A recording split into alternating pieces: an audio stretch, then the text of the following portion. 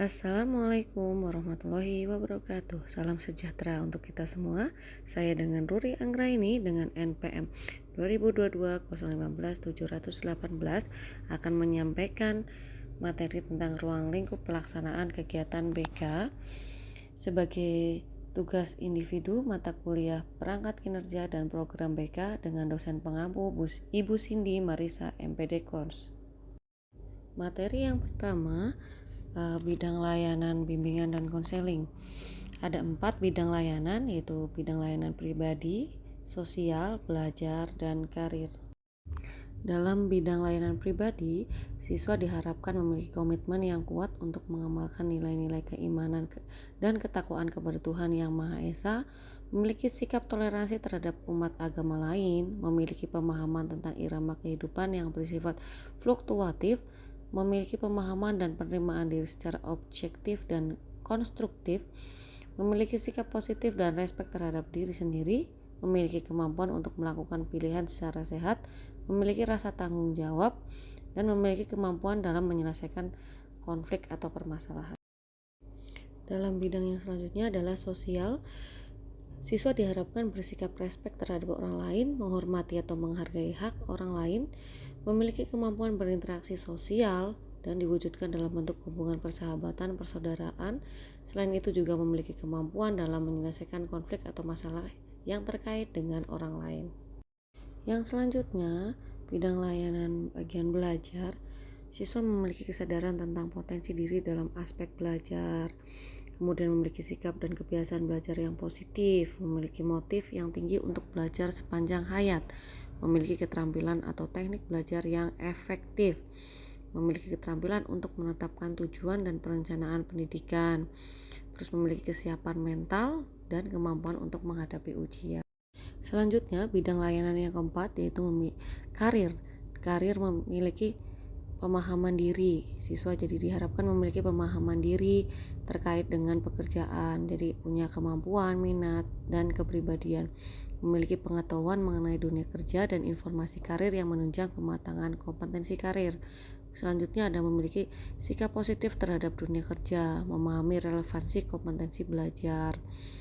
Terus ada memiliki kemampuan untuk membentuk identitas karir dengan cara mengenali ciri-ciri pekerjaan. Yang selanjutnya ada jenis layanan dalam bimbingan dan konseling. Jenis layanan dalam bimbingan konseling yaitu ada orientasi, informasi, penempatan dan penyaluran, penguasaan konten, bimbingan kelompok, konseling individu, mediasi, konsultasi, dan advokasi. Jenis layanan yang pertama yaitu layanan orientasi, memberikan pengenalan kepada siswa tentang kegiatan dan situasi pendidikan yang akan ditempuhnya agar siswa memperoleh penyesuaian diri dalam situasi pendidikan yang dihadapinya. Materinya misalnya pengenalan lingkungan sekolah, pengenalan kurikulum, dan pengenalan ekstrakurikuler. Layanan yang selanjutnya yaitu layanan informasi. Layanan informasi merupakan layanan bimbingan yang memungkinkan siswa dan pihak-pihak lain memahami informasi seperti informasi pendidikan, informasi sosial yang dapat dipergunakan sebagai bahan pertimbangan dan pengambilan keputusan. Yang selanjutnya adalah layanan penempatan dan penyaluran, di mana layanan ini yang memungkinkan siswa memperoleh penempatan dan penyaluran secara tepat, yaitu penempatan atau penyaluran di dalam kelas, kelompok belajar, jurusan atau program khusus, kegiatan ekstrakurikuler dan ekstrakurikuler sesuai dengan potensi, bakat, dan minat serta kondisi pribadinya. Yang selanjutnya ada layanan penguasaan konten, di mana layanan ini merupakan layanan yang membantu peserta didik menguasai konten tertentu. Melalui penguasaan konten ini, individu diharapkan mampu memenuhi kebutuhan serta mengatasi masalah yang dialaminya, serta agar menguasai aspek konten tersebut secara terintegrasi. Dari mana isi layanan penguasaan konten, contohnya pengembangan kehidupan pribadi, kemampuan hubungan sosial, kegiatan belajar, perencanaan karir, kehidupan berkeluarga, dan kehidupan beragama. Yang selanjutnya ada layanan bimbingan kelompok, di mana layanan ini yang memungkinkan sejumlah siswa secara bersama-sama memperoleh berbagai bahan dari narasumber tertentu yang berguna untuk pertimbangan dalam pengambilan keputusan.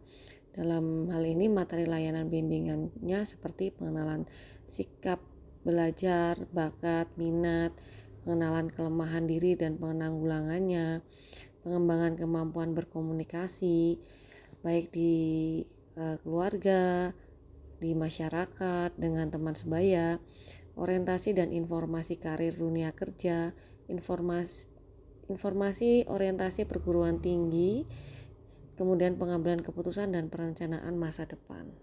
Yang selanjutnya ada layanan konseling kelompok. Layanan konseling kelompok ini memungkinkan siswa memperoleh kesempatan untuk pembahasan dan pengentasan masalah yang dialami melalui dinamika kelompok. Selanjutnya ada layanan konseling individu, di mana layanan ini diberikan oleh guru pembimbing kepada seorang siswa dengan tujuan agar siswa potensinya berkembang, mampu mengatasi masalah sendiri dan dapat menyesuaikan secara positif. Layanan konsultasi merupakan layanan yang membantu peserta didik dan atau pihak lain dalam memperoleh wawasan, pemahaman, dan cara yang perlu dilaksanakan dalam menangani kondisi atau masalah peserta didik. Dalam layanan konsultasi ini ada 3 pihak yang tidak bias dipisahkan, yaitu konselor, konsulti, dan pihak ketiga.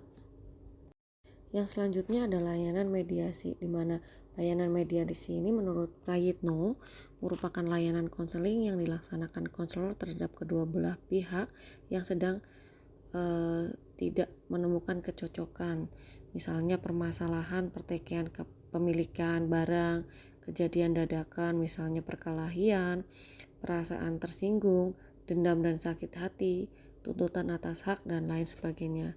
Berdasarkan cakupan di atas, masalah yang dibahas dalam layanan mediasi lebih banyak berkenaan dengan masalah-masalah individu yang berhubungan dengan orang lain atau lingkungannya. Setelah layanan mediasi, ada layanan advokasi, di mana layanan BK yang membantu peserta didik untuk memperoleh kembali hak-hak dirinya yang tidak diperhatikan dan tidak mendapatkan perlakuan yang sesuai dengan tuntutan karakter cerdas dan terpuji. Sebagaimana diketahui bahwa setiap orang memiliki berbagai hak yang secara umum dirumuskan dalam dokumen hak asasi manusia. Fungsi advokasi dalam konseling berupaya memberikan bantuan agar hak keberadaan kehidupan dan perkembangan orang atau individu yang bersangkutan kembali memperoleh haknya yang selama ini dirampas, dihalangi, dihambat, dibatasi, atau dijegal. Ruang lingkup yang selanjutnya ada BK komprehensif, di mana BK komprehensif itu terdapat layanan dasar, layanan responsif, layanan perencanaan individual, dan dukungan sistem. Dalam BK komprehensif terdapat layanan dasar. Menurut Depdiknas 2008 merumuskan strategi pelayanan program pada layanan dasar, yaitu bimbingan klasikal dan bimbingan orientasi. Di mana bimbingan klasikal menurut konselor melakukan kontak langsung dengan para peserta didik di kelas, sedangkan layanan orientasi suatu kegiatan yang memungkinkan peserta didik dapat memahami dan menyesuaikan diri dengan lingkungan baru. Selanjutnya adalah layanan responsif, merupakan layanan bantuan bagi para siswa yang memiliki kebutuhan atau masalah yang memerlukan bantuan dengan segera, di mana tujuannya untuk membantu siswa memenuhi kebutuhannya yang dirasakan saat ini, atau para siswa yang dipandang mengalami hambatan dalam menyelesaikan tugas dan perkembangannya. Dalam program layanan responsif yaitu konseling individu dan kelompok, referral, kolaborasi dengan guru mata pelajaran atau wali kelas, kolaborasi dengan orang tua, kolaborasi dengan pihak luar sekolah, konsulti, bimbingan teman sebaya, konferensi kasus, dan kunjungan rumah. Yang selanjutnya adalah layanan perencanaan individual. Layanan ini dapat diartikan sebagai layanan kepada semua siswa atau peserta didik agar mampu membuat dan melaksanakan perencanaan masa depannya. Konselor mampu membantu peserta didik menganalisis kekuatan dan kelemahan dirinya berdasarkan data atau informasi yang diperoleh. Yang selanjutnya, yang terakhir ada dukungan sistem. Dukungan sistem ini adalah kegiatan manajemen yang bertujuan memantapkan, memelihara, dan meningkatkan program bimbingan secara menyeluruh melalui pengembangan profesional. Adapun 3 komponen dalam dukungan sistem yaitu pengembangan profesi, manajemen program, riset, dan pengembangan. Baik, terima kasih. Demikian dari saya. Ruang lingkup pelaksanaan kegiatan bimbingan dan konseling yang terdapat 3, yaitu bidang layanan, jenis layanan, dan BK komprehensif. Wassalamualaikum warahmatullahi wabarakatuh.